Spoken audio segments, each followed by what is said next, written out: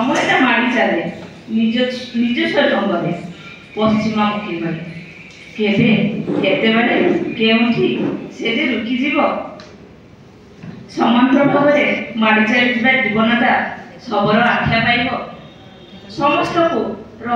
ସମସ୍ତଙ୍କୁ ଅଜଣା ଏହି ଗୁପ୍ତ ରହସ୍ୟ।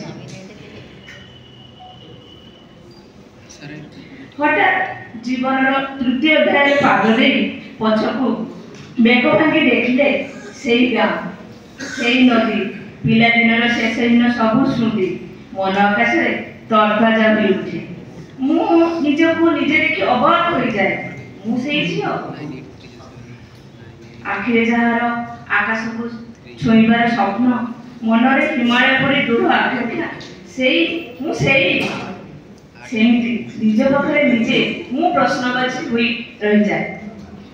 ସଂସାର ନାମକ ଯଜ୍ଞରେ ନିଜସ୍ୱ ଅହଙ୍କାର, ଇଚ୍ଛା, ଆକାଂକ୍ଷାମାନଙ୍କୁ ଏକତ୍ର କରି ପୂର୍ଣ୍ଣ ଆହୁତି ଦେଇ ଅନ୍ୟମାନଙ୍କ ସ୍ୱପ୍ନରେ ରଙ୍ଗ ଭରୁ ଭରୁ ନିଜ ସ୍ୱପ୍ନର ରଙ୍ଗ ଯେ କେବେ ବିବର୍ଣ୍ଣ ହୋଇଯାଇଛି ସେଇଟା ବି ମୁଁ ଜାଣିନି।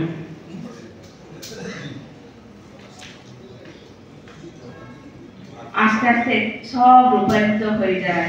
বাস্তবটা মানি নেওয়া বহুত কষ্টকর। নিজস্ব বুলাউଥିବା ଆପଣାର ଚାଲିଯାନ୍ତି ଯେ ଯା ରାସ୍ତାରେ, ନିଜ ନିଜ ସୁଖ ସନ୍ଧାନରେ। ବଡ଼ ଅବାକ ନାଇଁ ଜୀବନଟା।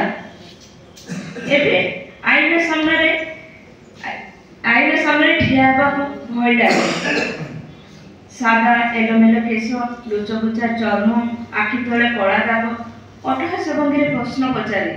ନିଜସ୍ୱ ସମୟ ଅନ୍ୟ ଅଞ୍ଚଳରେ ଟେକିଦେବା ସେଇଟା କି ତ କର୍ତ୍ତବ୍ୟ?